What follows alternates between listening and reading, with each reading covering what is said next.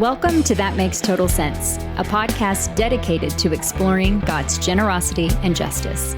I'm Alexis Busetti, a Christian aiming to ask good questions and encouraging you to do the same. Every one of us is wired by God to live out generosity and justice, but the how sometimes eludes us. That Makes Total Sense is a way for us to get together, posture ourselves as learners, and challenge one another to practice generosity and justice in a tangible way every day. Matt, this was one of the first times when I felt like I couldn't quite press record fast enough. Like, I love chatting with guests pre-record, and this time I was kind of feeling probably my own sense of urgency a little bit, but also I was imagining and I have been since we booked this, but I've kind of been imagining what your world has been like over the last several months, specifically since this new administration has come in and so many things have changed in the world of U.S. migration, immigration, refugee policies.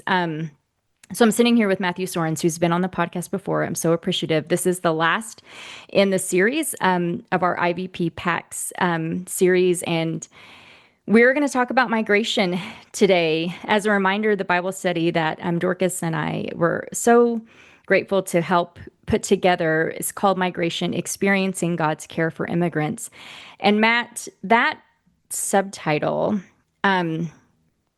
is one of the things that, when I think about your work and I think about what we've talked about before, the things I've read that you have done, that subtitle is one of the things that I think comes out very clearly in how you communicate about migration, refugees, immigration. Is really, this is not just an issue, but these are people groups that God cares very, very deeply about, and I know that impacts what you do. So maybe to start with, if you could give just, I don't know, almost your LinkedIn of like, what do you do? What is your kind of place professionally in this world? And that might help folks as they're listening have kind of a foundation for the rest of this conversation, because this is something not that you just care deeply about, you do, but also professionally, this is the world that you live in. Yeah, I appreciate that, Alexis, and I really appreciate the new resource. I was, really honored to have the chance to review it and do an endorsement for it. I think it's something I would encourage everyone to go pick up. It's focused very much on something that has been a passion and a real conviction for me for many years, which is that immigration is an important policy issue, but it is also an important biblical issue, because immigrants are people and they're made in the image of God. They're neighbors whom we're called to love. There are very often brothers and sisters in Christ. And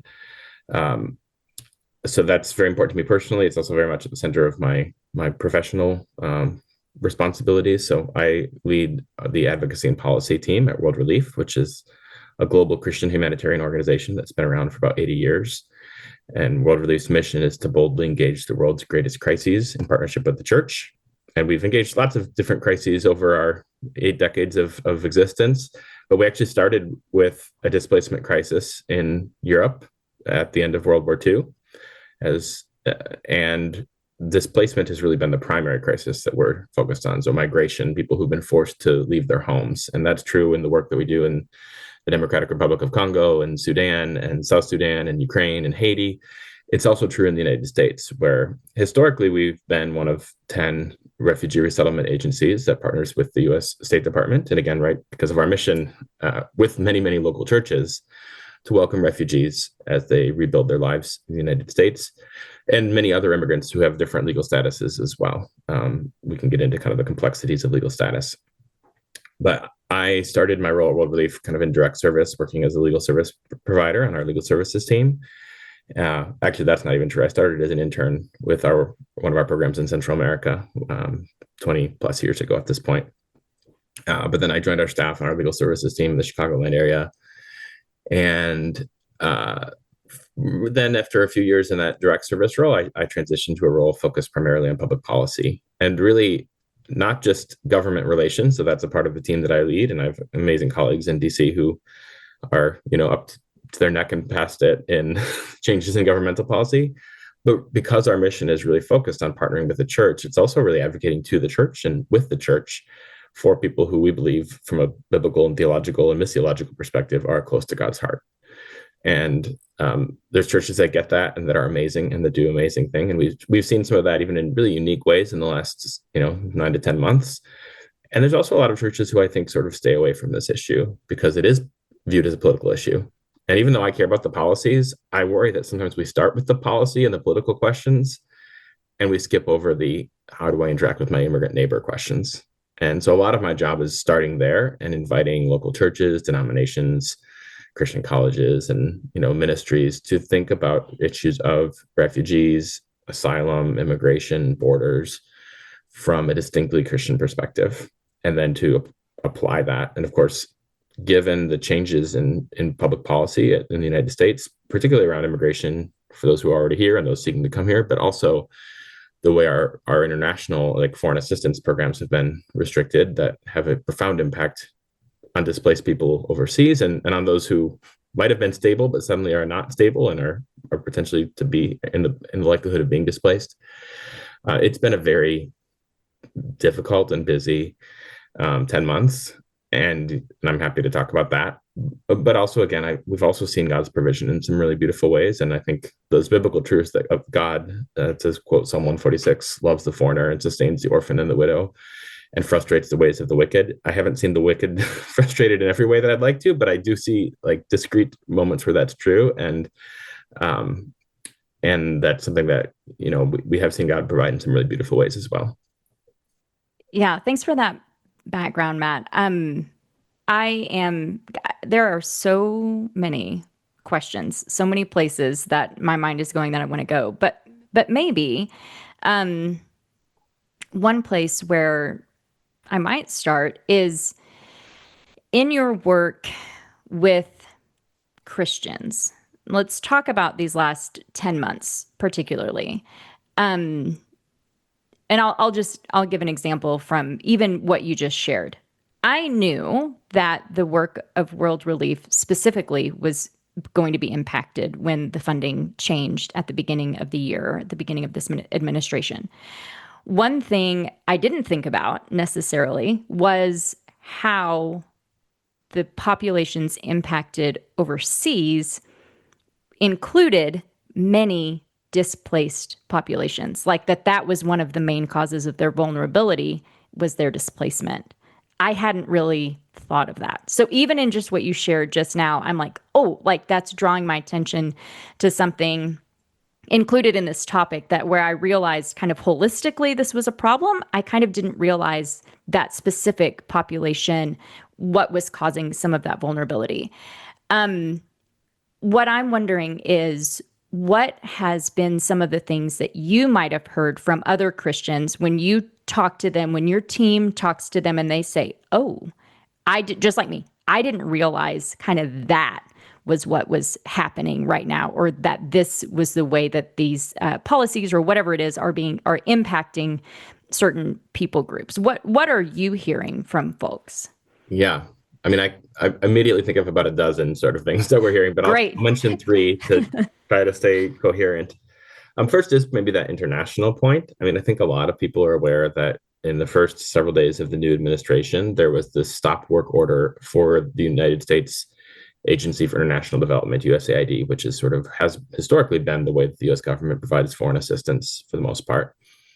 And that it actually didn't affect most of the countries where World Relief works, because in most of the countries where we work internationally, we didn't have any US governmental funding. It was privately funded. But we did have funds in a few countries, and they were some of the countries facing the most severe humanitarian crises where people have been displaced. So, for example, in South Sudan, we've been one of the largest healthcare providers in the largest internally displaced person camp within the country. And so you think about migration, and the internally displaced are those who fled their homes, but they're still within the boundaries of their countries. So they're not technically refugees.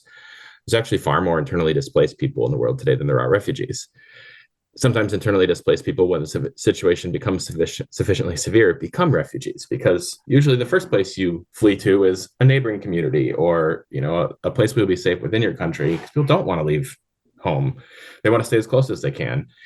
But all that to say, we were in a situation where we were having to make very difficult decisions. Basically, we had funds for malnutrition treatments for children 5 and under who were, I mean, we were able to keep them alive. And some of those programs we were able to sustain because churches and individuals stepped in with private support, which has been amazing and more needed than ever. But it didn't compensate for the cuts that we saw from the federal government in the U.S. And I should say some of those programs have come back, and we're really thankful for that. Some have not come back. Overall, U.S. foreign assistance is down dramatically. And that has real impacts on the situations around our world, including many people who've already been displaced and many people who are likely to be displaced because the fragile stability that was there is taken away. That's one dynamic. I do think that story, and for some people, that's top of their minds, just what's happened around the world because of the withdrawal of U.S. foreign assistance to particularly like humanitarian crises, health situations like the president's emergency plan for AIDS relief, where people are reliant on antiretroviral medications to survive. Some people are very well aware of that, and I do think a lot of people have no idea. Like that's Yeah. just been kind of a minor story amidst so many things happening. Can Number I two, pause here? Can I yeah, pause here before 2 and 3? yeah, Because I just want to say out loud when you're talking about internally displaced people, our family just moved. So like we moved within the state. Okay, so not mm-hmm. even. I mean, some people would argue Texas is its own country. We're not quite there, but so we just moved from Houston to Austin. So family of 6, and I would say it was basically kind of the best possible of circumstances. It is still incredibly disorienting. Mm-hmm. It is still incredibly dysregulating. I was communicating with someone who I'm working with this term at school, and the response that I got from him was, I can hardly think of anything more stressful than moving.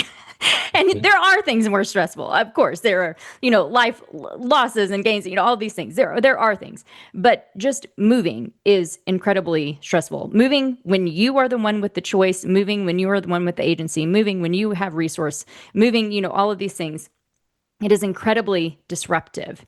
And so when you name folks who are internally displaced, so not refugees, they don't have that status, but they're migrating nonetheless, and people who are displaced because none of those things that I mentioned are probably true about them Yeah, or about their situation. This is not a choice that they made because they wanted to. This isn't they're going somewhere because they have a better opportunity to be somewhere else. This is, I'm guessing, this is either push or pull, probably push out yeah, of wherever they were into a place where they don't necessarily want to be, but it's safer than where they were. I'm kind of making up a narrative there, but I think there are some things about that absolutely, that are true. And absolutely. then the proximity to say there is a hope for many of these people that they can return to their home, to where they came from.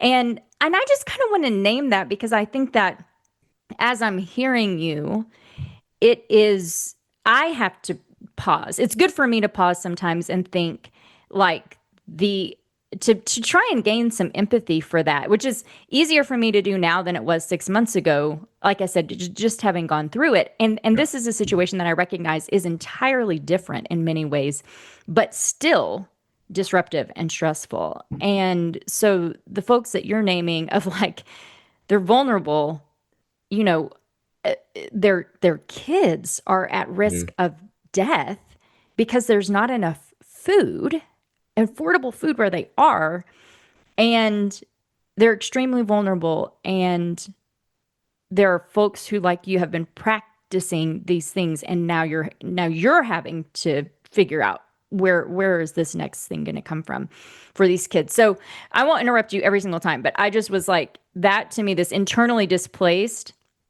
means something to me because Yeah, the migration is the meaning of migration is changing for me even as I experience some of these things anew. It's been a while since I've experienced some of those things, but even the migration there to say that is a real that is a real thing to even have to move from your place to some other place and try and be close enough that you think maybe someday I can come back. But as you named, maybe things will get worse and we'll be forced to move again yeah. somewhere that is even further from home.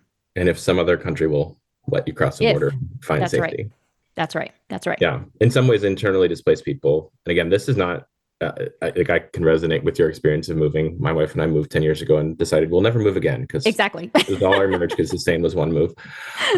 But uh, it's also very, I mean, the people in South Sudan, it was fleeing for their lives because Yes. of conflict. And then Yes. they're in a displaced person camp where there's relative safety and protection, but maybe not food, especially That's right. when the foreign assistance that was there gets pulled away. Um, so that's maybe one, the foreign assistance dynamic, and has so many layers in different countries around the world, but that's one that I don't think has gotten the attention to most Americans. I think it needs from, especially from the church. Yeah. Um, the second I would say is around refugee resettlement. So refugees are people who have crossed a border because of a well-founded fear of persecution for specific reasons under the law: race, religion, political opinion, national origin, social group. And historically, a small share of the world's refugees get resettled to the United States. So right now, there's somewhere between 35 and 40 million refugees in the world. Last year, under the previous administration, 100,000 refugees were resettled to the United States, which is about a quarter of 1%. So this is not most refugees coming to the United States, but that was a high year. That was actually the highest year we'd had since the mid 90s. Where is everyone else going? I'm stunned by this. I Well, mean, I knew 70, that number and I'm stunned. yeah, 70% or so of refugees are in a country neighboring the country they fled. Okay, got it. So the South Sudanese go to Uganda in many Right. cases, or in some cases to Sudan, which is also, I mean, literally you have countries that have their own civil wars swapping refugees in some cases. People from Sudan go to Ethiopia or to Chad, which are two of the poorest countries in the world, but at least hopefully they're safe from the violence that they're facing. And Sudan is, again, it's the largest conflict in our world right now and gets very little attention. And that's not to minimize the importance of caring about Ukraine or Gaza or other crises, but like very few people are paying attention to Sudan. It's actually where World Relief has more staff than any other country than the United States. And so it's very close to our hearts, and the situation that, you know, and then we're also in Chad receiving refugees on that side. But that's refugees globally. A very small share of those refugees end up historically under the authority of the Refugee Act of 1980, invited to the United States to rebuild their lives. And usually this is after many years of vetting and processing and being, you know, given that it's a small share of the world's refugees, they're looking for those who are theoretically the most vulnerable. Well, what happened on January 20th with the inauguration of President Trump, he fulfilled a campaign promise and he suspended refugee resettlement on day one. All right, actually, he announced that it would be suspended on January 27th. So within a week, it was suspended, and with very limited exceptions, largely for a special program that they created, and then for in response to some legal challenges, almost no refugees have been resettled since the new administration began. So, we also saw that changes to, some of World Relief's funding was a per refugee resettlement um, grant that allows us to do some of our work. I will say, even the funds were cut for refugees who had already arrived, so who came in December or November. And that was a huge challenge for us because we had committed to provide housing for about 4,000 people who came in, who were still within their first 90 days of arrival on January 20th. And I will say the beautiful thing was how churches and individuals stepped up. We have had our best private fundraising year in our organization's 80 plus year history. But we need that. We need more of it, honestly. But also that does not allow new refugees to come in, because that's a policy decision that is beyond what level of funding is available. And I think that is a surprise to a lot of people, because a lot of people remember we're going to build a wall. That was part of the campaign rhetoric. A lot of people might even remember mass deportations. That was part of the campaign rhetoric. And that'll probably be my third point.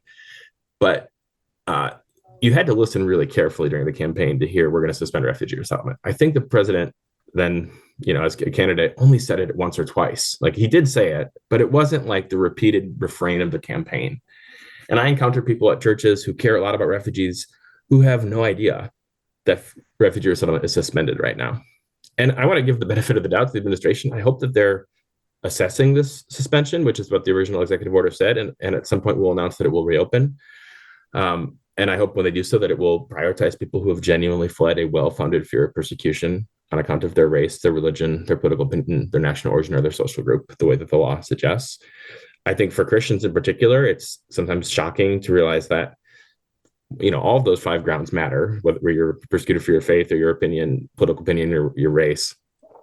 that people persecuted for their faith in Jesus can no longer find refuge in the United States is surprising to a lot of people. But that was, I mean, the majority of refugees were settled of those 100, the majority of those 100,000 refugees were settled last year were Christians of some Christian tradition or another.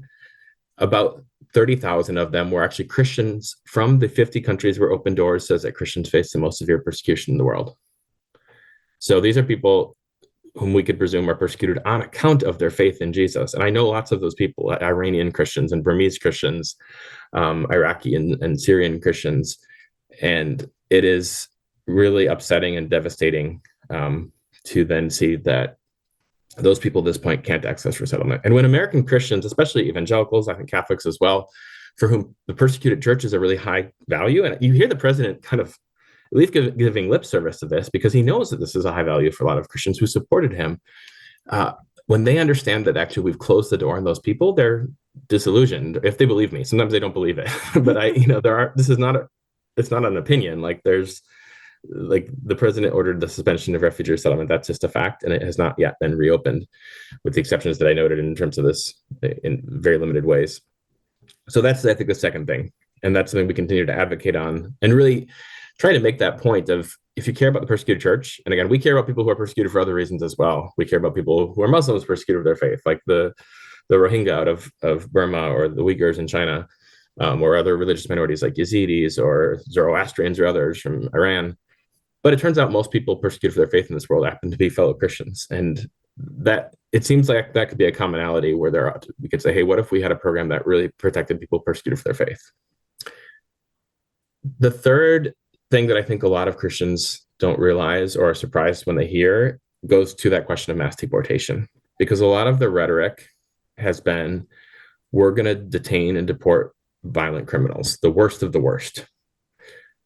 And I should be really clear. If you killed someone and I want you to have due process and be found, but if you're found guilty, you killed someone, you raped someone, you committed some heinous violent crime, you should get due process, and then you should face the criminal justice system. And if you're ever released, I think you should be deported if that's possible under the law, right? If you're a non-citizen. I don't object to that at all. What I object to is the reality that right now, or at least the last data that we have publicly available, is that 7% of the immigrants who are detained have been convicted of a violent crime. I'm pretty concerned about the other 93%. And a few of them have maybe been convicted of very serious nonviolent offenses, but most of the individuals currently held in immigrant detention facilities have not been convicted of any crime at all. And again, even some of those who have been convicted of a crime, it's an immigration-related offense, like it was their unlawful entry into the country that was why they've been charged criminally, or it's a traffic offense. Like if you drive 20 miles per hour over the speed limit in certain places, that's a criminal offense as opposed to just a civil violation of law. I'm not condoning driving 20 miles per hour over the speed limit, but I've probably done it, and you probably have too. And I know, like there's a moral difference between that and killing someone. And I think that's why our criminal laws have like differentiations. I mean, the other dynamic we're seeing right now with the detention is people who actually came into the country lawfully, who have been lawfully present on January 20th, have had their temporary legal protections withdrawn. So that's true for at least 1.5 million people, probably more. It's a little hard to count because some people had temporary protective status and they also had humanitarian parole. And, if one was taken away, but the other wasn't, in some cases, both were withdrawn. This affects people who came to the border and were lawfully allowed into the United States. It affects people who were sponsored overseas in countries like Haiti and Venezuela, Ukraine, with either family members or churches in the United States who said, that's a humanitarian crisis. We'd like that person to be able to come and be safe. And they were told, well, you've got 2 years of parole. And in some cases, that parole was just terminated with 7 days notice. And they were told to go back to that humanitarian crisis. And we know of Afghan Christians who were lawfully allowed into the United States. Obviously, if you're a Christian from Afghanistan, like the threat of deportation is basically a threat to martyrdom. But they got these very aggressive letters in the mail that said you've got 7 days to leave or you'll be subject to criminal prosecution, civil penalties, fines, and or deportation back to your country of origin. And I don't know that we've actually seen the threat of deportation carried out for Afghan Christians specifically. And we've seen some really good advocacy. I mean, a really broad range of Christian organizations, some of whom are generally very supportive of President Trump and his administration, have said that's not what we should do. But we have seen Iranian Christians deported. We saw the reestablishment of deportation flights to Iran, and among those deported were followers of Jesus. And again, very similar situation where if you converted from Islam to Christianity, you were at very high risk if you end up back in Iran.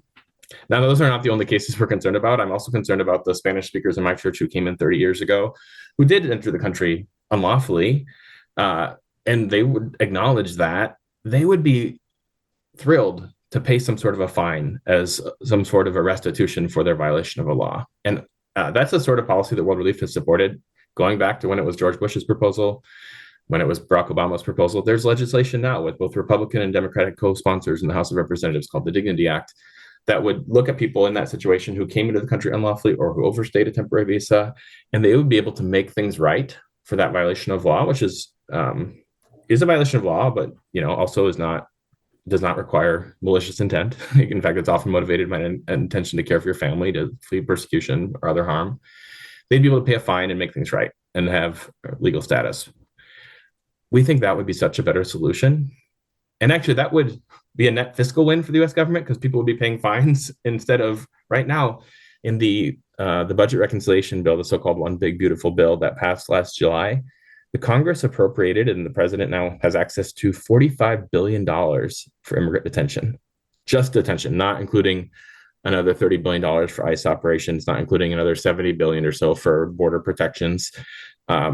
And again, I think we need a secure border. We actually support that. We want our government to know who's coming into the country and to do what's reasonably possible to keep out those doing harm. I don't think it costs $70 billion. But that $45 billion for detention, I mean, there's just no really good way to help people understand what $45 billion looks like, except for that, for a basic math reminder, it's 1,000 times $45 million. It's a lot of money. It's actually significantly more than the budget of USAID was last year. And those $45 billion may not necessarily be used all in one year because they could be spread over a few years, but it seems like they're going through it pretty quickly. It's dramatically allowed them to ramp up immigrant detention. And that's why when you've got to fill detention facilities, there's just not that many violent criminals who are detainable under the law. So you're going to go broader than that. And even though the administration will say we're going after the worst of the worst, if you look carefully, they'll say we're going after people including the worst of the worst. They're not saying that they're the majority or they're the sole group that's being targeted. And in fact, we've even seen people who under the law cannot be detained lawfully, like U.S. citizens or who have been caught up in detention situations. And eventually, if they can prove it, they're usually released. But I mean, I was talking to my pastor the other day, who is originally from Honduras, but he's been here for a long time. He's a naturalized U.S. citizen. He carries his passport around now. And I think, honestly, that's a good idea. But it's sad for me to say that. And honestly, I don't carry my passport around because the color of my skin is different than the color of his skin. And I think I'm unlikely to be wrongfully detained as a U.S. citizen. But there are people in my community for whom that is a very real fear and not an irrational fear based on some of what we've seen in the last number of weeks and months. I want to stay here for a minute because for me, trying to keep up with the news around ICE, around detentions, around deportations and deportation threats over the last several months, I would say especially in the last few weeks, has felt like trying to drink from a fire hose. There is it's not water coming out, it's like venomous poison. Right. That's right. That's right. There's so much there and so much that's happening. The statistic that it just stayed in my head kind of like a filter as you were talking was 7% of those folks who are detained have some sort of like violent crime in their past. 93% don't. And at least I should say 93% haven't been convicted. They haven't been small convicted. Share of those might have done something and be convicted. Sure. And then I think they need due process before we punish them. Absolutely. And I think, that's kind of where a lot of this started, was some of this like, whoa, what about due process? Way, way back several months ago. But are you in Chicagoland still? Yes. Yeah. It's been rough. I mean, not just rough. I'm wondering, Can you talk a little bit about what's been happening in Chicago? Because I think that this is one of those places. And again, let me just say where I am right now. Why I'm kind of stuttering. It's like I'm hearing 7%. I'm hearing 93. I know. I kind of know in my head, and in my gut, right? Like this is not. There's something that's not right. There's things that aren't adding up. And I think there's part of me that is kind of not necessarily an optimist, but I'm kind of like this, like, well, you just got to give people the benefit of the doubt. Like, there's enough of that in me. And probably a lot of it is disbelief, Mm-hmm. where I'm like, no, no, no, no. If I actually read in black and white what I'm reading from journalists who are on the ground doing it, if I actually like kind of let that sink in, Mm-hmm. then that's going to I'm going to be on a whole different plane than where I am right now. And I'm just not sure if I'm ready some days when I'm hearing this. And also we're in a different media world now than we were when you and I were growing up and being taught about journalism in school and things like that. Um, we're also in a different place than we were then. But here's what I do know. I have a friend in Chicago who was involved in one of the protests and being manhandled by an ICE agent because of his role in the protest. And this is folks who are out here as Christians Yeah. saying, this is not okay. Like what's happening in Chicago right now is not okay. We saw the same thing. I was in LA, happened to be in LA when a lot of the protests were happening there earlier in the year at the beginning of this summer. Same thing, friends involved in protests. And we're going, I knew from talking to folks who I knew who were involved and going, this is not violent. There's nothing about this Yeah. that's violent. There's no reason for troops to be deployed to these areas. And yet here we are. And so it feels kind of unbelievable, I guess, is kind of what I'm trying to say without actually saying it. But I'll just go ahead and say it. It feels like what's happening is unbelievable. And I feel like that about Chicago right now. So I'm hoping you can shed a little bit of light on like what is actually happening in Chicago, because as I'm understanding it, what you were just talking about, detentions and deportations, but specifically detentions are at the heart, I guess, Yeah. of what's happening there. Yeah. I mean, first of all, I think it's really important to underscore what you said. Like people hear protests and they have different things come to their mind. What the only thing that I'm aware of has been very peaceful protests, like literally like Absolutely. pastors and Catholic priests That's right. praying Yep. in front of facilities and encountering not like respectful instructions to back away and move over to this other place, but just profound, um, very stark opposition, including in physical ways. I think that they're even protesting is a response to this larger question of immigrants being detained who are not a threat to public safety in any way. And in some cases, U.S. citizens being detained because they were in the wrong place at the wrong time. Like eventually, those people usually do get released if they can prove they're a U.S. citizen. Some of them don't have those documents with them. When like we've seen situations, and this is in the city of Chicago, it's in some of the suburbs as well, including where I live, where people have been, um, detained on their way to church, detained on their way to the grocery store, detained on their jobs, um, and kids not going to school because their parents are afraid to send them. Church attendance has been affected profoundly, and this is true actually nationally, but especially in communities like Chicago and LA and other places where we've seen a real stark increase in immigration enforcement. I heard one Hispanic evangelical leader say recently, I've heard estimates between like 30 and 40 and 50% of the decline in attendance at Spanish speaking churches. And again, that's not all immigrants who are actually under the law vulnerable to deportation. It's their relatives who might have lawful permanent resident status. It's their U.S. citizen relatives who don't want to get caught up in the wrong situation. I've talked to church pastors wrestling with, should we go back to like COVID protocols where we just worship online so that we're not putting people at risk? And to me, I don't fault them for having those conversations, but it's devastating that we would have to have those conversations. But church attendance is absolutely profoundly negatively affected by some of the enforcement that's been going on. And that speaks to the reality that so many of the people who are affected by this sort of seemingly indiscriminate immigration enforcement are our brothers and sisters in Christ. And again, not that I'm only concerned about those who share my Christian faith, but this actually profoundly affects the church in the United States. We did a study at World Relief, but with the National Association of Evangelicals and the U.S. Conference of Catholic Bishops, and then the Center for the Study of Global Christianity at Gordon Conwell Seminary a few months back. And we actually started this before inauguration, just like based on the rhetoric of mass deportation. We wanted to understand, well, if the U.S. government would actually try to deport all the people who are deportable under the law, all the people who either have no legal status, I can have a copy of the report here, all the people who have no legal status or who have a temporary legal status that could be withdrawn. And we put the caveats. We don't know that they will for sure. We hope they won't. But if this would happen, it would basically be 10 million Christians in the United States, regardless of your one Christian background or another, who would be removable under the law. They've got another 7 million U.S. citizen relatives who live in the same households. All in all, we're talking about 1 in 12 Christian households in the United States that could be directly affected by a mass deportation process. And we're getting, frankly, things have moved much faster than we anticipated when we released that report in the first few months of the administration, because we have seen so many groups of people with temporary legal status have it withdrawn very abruptly.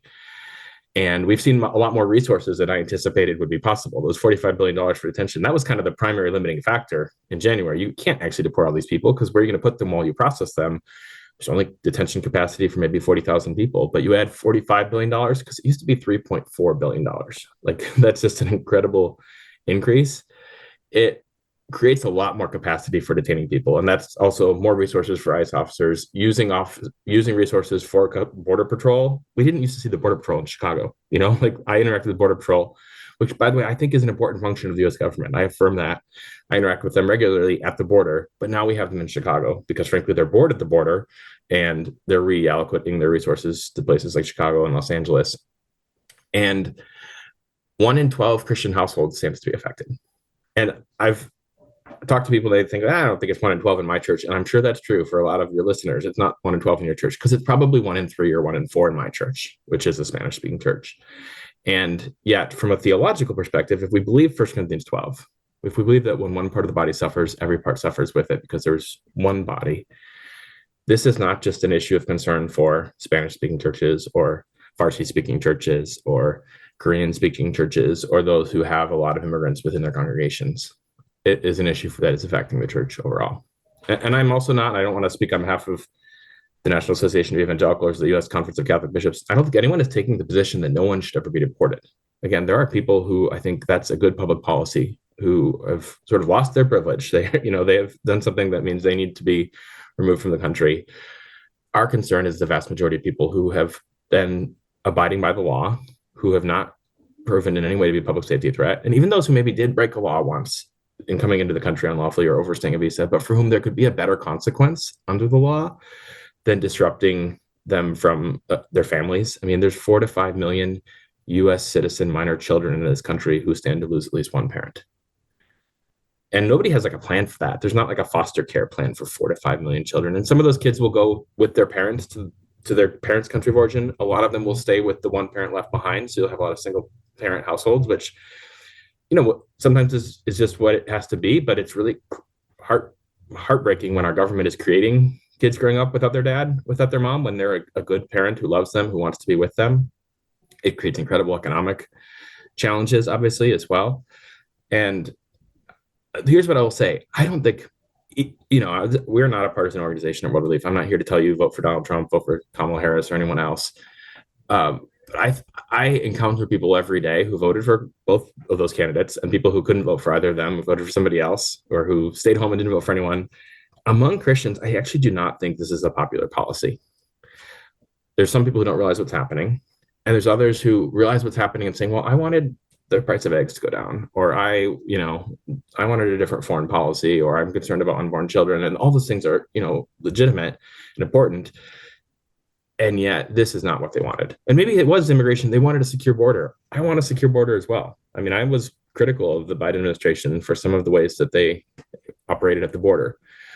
But what we're seeing now goes well beyond the border. It's restricting legal immigration. It is shutting down processes for people who have fled persecution, and it is detaining people who in no way present a public safety threat and separating families on a profound scale that I don't think is what most Americans want to see. And there's polling that backs that up as well. Lifeway Research finds among evangelical Christians specifically, 90% say that they want policies related to illegal immigration to respect the unity of the immediate family. There's not a lot of people cheering when children are taken away from their mom or their dad. I think I keep thinking about in the study, one of the things that we talk about is that migration is just kind of a normal part of human life. And, and I think that we don't have to talk about it here in this conversation, but one of the things that I think the administration has been, I would say the administration and also public figures who don't necessarily speak on behalf of the administration but are supportive of the administration. There's an undercurrent to this immigration conversation that leads into white Christian nationalism. They're connected there. We don't have to talk about this here, and I'm free. I feel free to push back against me on that as well. But when we talk about this, I just keep thinking, if movement, like human movement, is just a part of human life, and it always has been, I think maybe a lot of us haven't really experienced that in our own personal lives or in the lives of our immediate families. And so maybe that is lost on some of us, that just movement, that kind of movement is a part of life, but also that the world is in a situation where for many folks, I was very grateful for the work of Dr. Alexia Salvatierra, who I think you know, who Mm-hmm. first introduced me as a graduate student to these push and pull factors of immigration. That a lot of times it is not necessarily because someone just like wakes up in one morning and they're like, "Hey, I think I'll just try to get into the U.S." It's like Mm-hmm. there are these lifestyle factors that are causing people to engage in migration, but that it's not a bad thing. Like to move is not a bad thing internally or into another country is not a bad thing. But that sometimes we have been maybe conditioned to view it like it's a bad thing, like it's not a part, not kind of how it's supposed to be, or I think sometimes I've had conversations with other folks like Karen Gonzalez, who is an immigrant who has said she was kind of conditioned to kind of say, well, the door can be shut after me, like now I'm here and then everyone else is just going to have to chill where they are because, I've done this. And so I think there's a lot of like emotional factors is kind of what I'm getting at of like, is this place mine? Does so and so belong? Is this okay that someone is here or not here? How long is too long? What are the okay factors to have someone be here? And much of that, I think I'm not sure. I think much of that comes from, and I can implicate myself in this and say, a lot of a lot of us just haven't ever had the experience where we or people close to us have not had to or not had the exposure to have to make those kinds of decisions. I'm I'm kind of stumbling over my words, but I was thinking about I had two Uber drivers a few months ago, one on the way to the airport and one on the way home.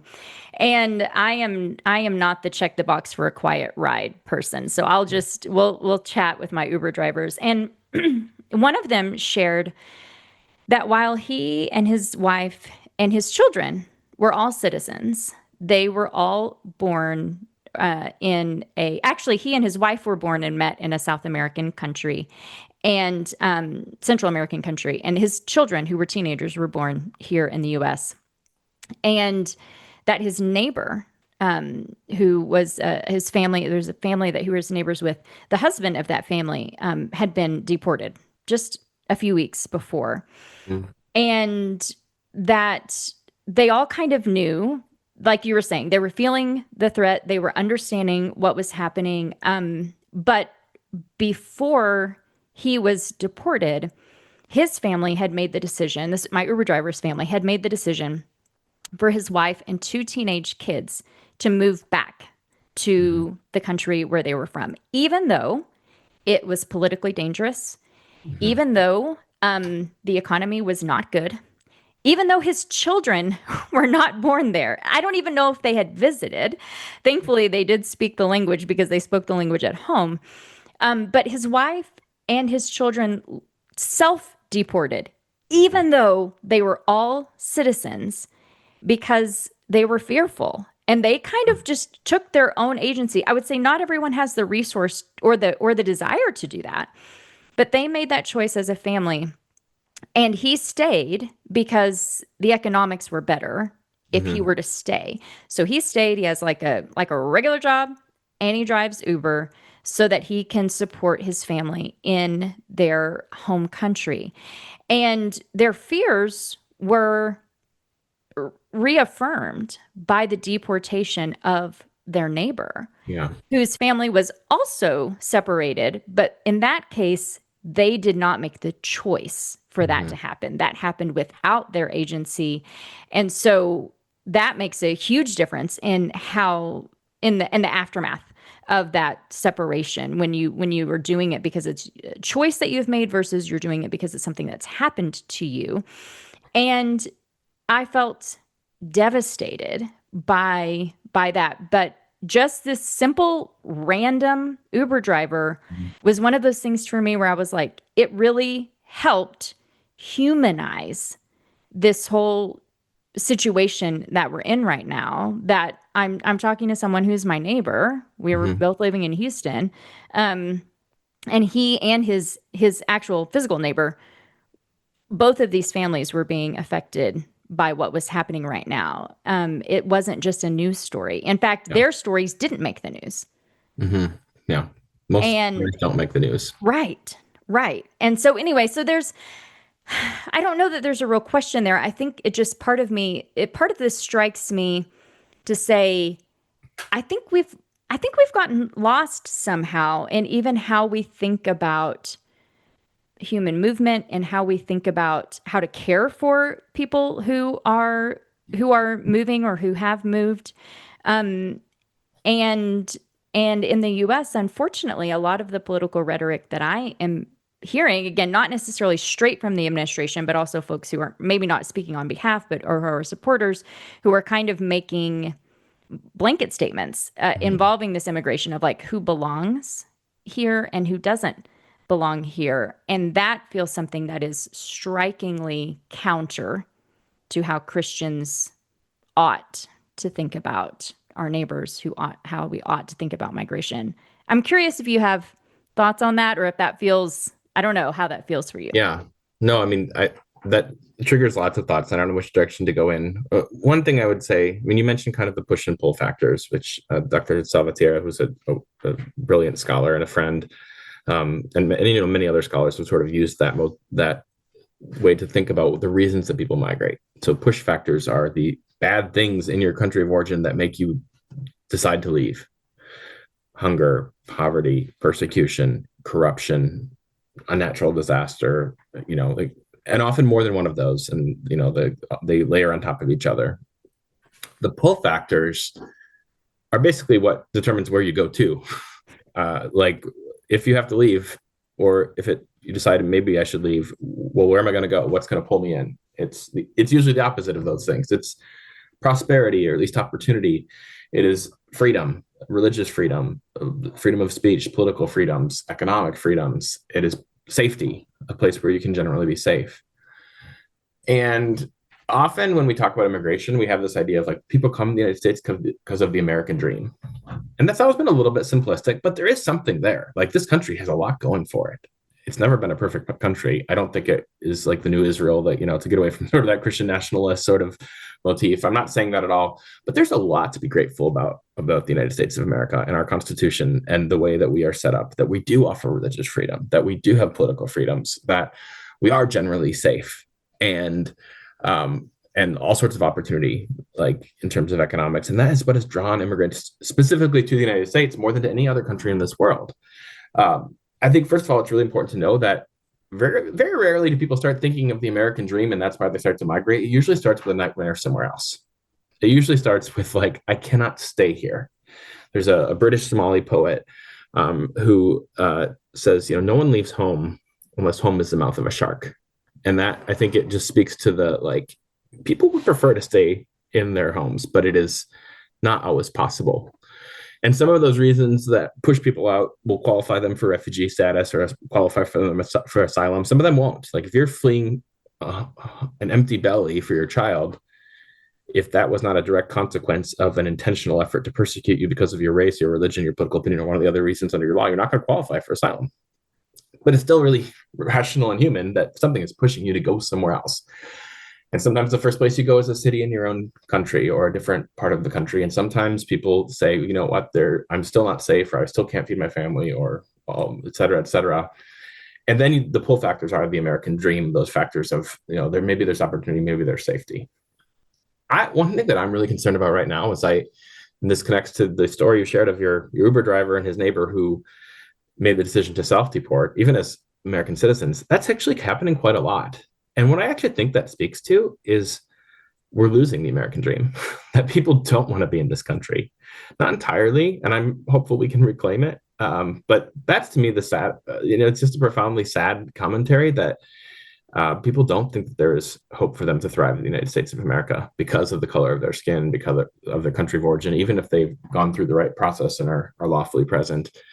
That is, I don't want us to lose that. And I think there are ways for us. I also want to be really clear. You don't have to be a Christian nationalist to think that we should have secure borders, to think that we should have, that there are people who should be detained and deported in certain situations. Like, I think that those are all appropriate policies. And I'm not someone who says, like, open borders, let everyone in. I think those are, we need to have policies that carefully define, even as we treat everyone humanely, how many people should come in each year, under what circumstances, what are the priorities. Like, I think it's important to have a priority for people who have a genuine, well-founded fear of persecution, and not only take people because of their economic brilliance and what they can offer the country. I think that's great too. I think it's in our own interest to take people who are brilliant and let them start businesses in the United States.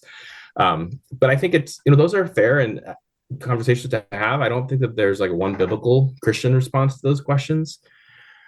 But I do fear that sometimes we're so focused on the policy questions, which obviously they matter to me. My work is in advocacy and policy, but sometimes we're so focused on those questions that the church has lost sight, in some cases, not at all, of that question that was asked of Jesus, which is, who's my neighbor?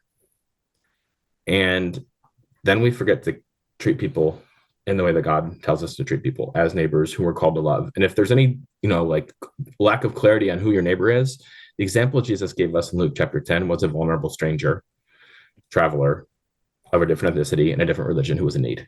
Like, that's the Good Samaritan story. I'm not saying that's your only neighbor, but that's definitely your neighbor. And no amount of, like, governmental policy should distract us from that call to love our neighbor as ourselves.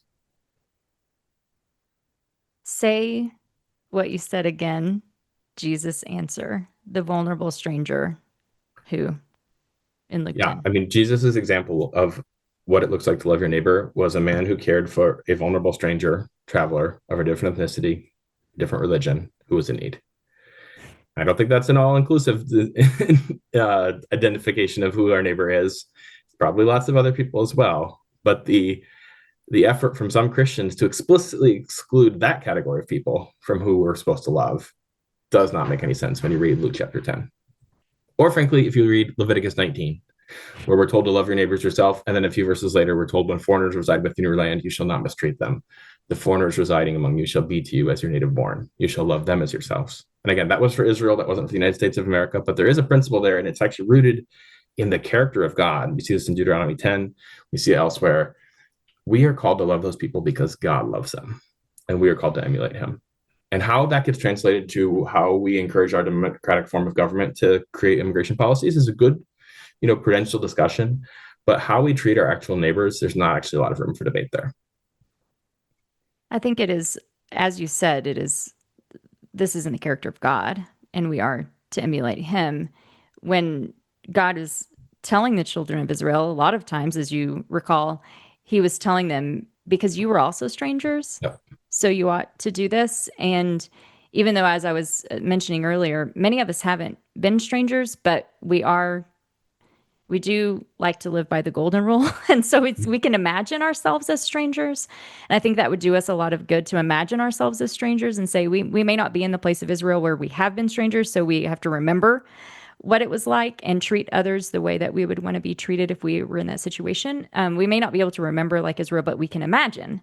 Mm-hmm. And we can say, if I were the vulnerable stranger of a different ethnicity in a foreign land, in a place where I was trying to feed my kid, I was trying to go to the grocery store and get a job and worship and do these things, but in a foreign land, how what would be my desire? Yeah. How would I desire my neighbors, my government, to treat me so that I could just live my life, in a place where it wasn't necessarily my first choice to be there in the first place. Yeah. Um, how might that, how might that change how I think about this and how I act? Um, Matt, I don't want to take up too much of your time. I feel like I could really just talk to you all day about this. But I would say maybe you can close us out by giving us just a little bit of encouragement from your work. Pre-record, I was kind of just asking, like, how has this been for you? And you've shared a lot of that. It's been rough. It's been a rough 10 months or so. But one of the things that you said pre-record is, but there have been some hopeful moments. Yeah. And so I'm maybe ask you, like, what are some of the things that are bringing you hope right now, as devastating as some of the things that are happening are, what are some of the things that are bringing you hope, as you continue? And then that might just give some of us some ideas of like things that we could engage in, even, to help and to act as Christians, especially during this season. Yes. I feel like God has been very kind in um, showing me little moments of light in the midst of some dark seasons. So just a few of those. I mentioned we got, as World Relief got the notice, I think it was January 24th, that the federal government was actually not going to provide the funds that we use for housing for refugees in their first 90 days in arrival. And suddenly, when we looked at our numbers, we had about 4,000 people across the United States whom were still in that window. We had to basically figure out how to cover rent. And you can do the math on that. 4,000 people's rent is a lot of money, and we didn't have the money. But we basically very quickly put out the word to our church partners, to donors, and we saw people step up. And I can't speak for all the other settlement agencies, but for World Relief, for those 4,000 people, none of them went without housing in that initial 90 days. And we had churches do just amazing things to sacrificially say, we're not going to let these people who were invited to our country by our government because they'd fled persecution for various reasons, go without housing, go without food. And churches running gift card drives with all the gift cards and, all sorts of amazing things, and stepping up personally to do some of the things that, frankly, previously the staff that we had to let go would have been doing. And so it was a really beautiful season. And I will say, without some of the press attention on that, we need to sustain that, and that's a challenge. But we've continued to see churches be really amazing. And I want to say that as much as sometimes I'm critical of, like, I don't feel like the church does enough, but I also see lots of local manifestations of the church doing beautiful things. And that's true on the international side of the work that we do as well. I mean, we still had to make difficult decisions, but some of them were minimized because of the way the individuals stepped up. I would also say I've seen some really brave pastors, and I've seen this especially from immigrant congregations, stepping up to advocate for their people. I mean, one of my favorite stories is a guy named Ara Tarosian, who's in Los Angeles. And I saw this video on Facebook one day. He filmed people from his church, Iranian Christians, being detained on the sidewalk not far from their church. And these are people who entered lawfully, who had a pending asylum claim because of their fear of religious persecution if returned to Iran. And they were being detained. In fact, as we're recording this, they're still detained, this couple. It was in June, so that means it's been 4 months or so. Another family from that same church was detained with a 3 or 4 year old child. They got released after about a month. In part, I think honestly, because of the advocacy that their pastor did for them. He basically would talk to anyone who would listen. And he himself came as a refugee fleeing religious persecution in Iran. But we've seen pastors step up and advocate for their people in really bold ways, in ways that were a little scary for them. And honestly, I don't believe everything I see on the internet. So this was one of those situations where I saw it and I thought, wait a second, I've like preached at that church. Like I know I hadn't actually met this pastor before. He came after I had been there, but like I know people at that church. This is like I knew that they had a Farsi congregation, um, and yeah, I've had the opportunity to meet him now, and it's just been really, we want at World Relief to do everything we can to uplift those people who are trying to advocate in obviously nonviolent, peaceful ways. And then I guess the third thing I would say is just like in your own community. I was so proud of my wife this weekend. I was off at a conference in Colorado and she texted me and said, like, our church, like probably a lot of other churches, has like a food pantry sort of thing. We have these boxes of food, and traditionally people come and pick up the boxes of food. That's how we do things.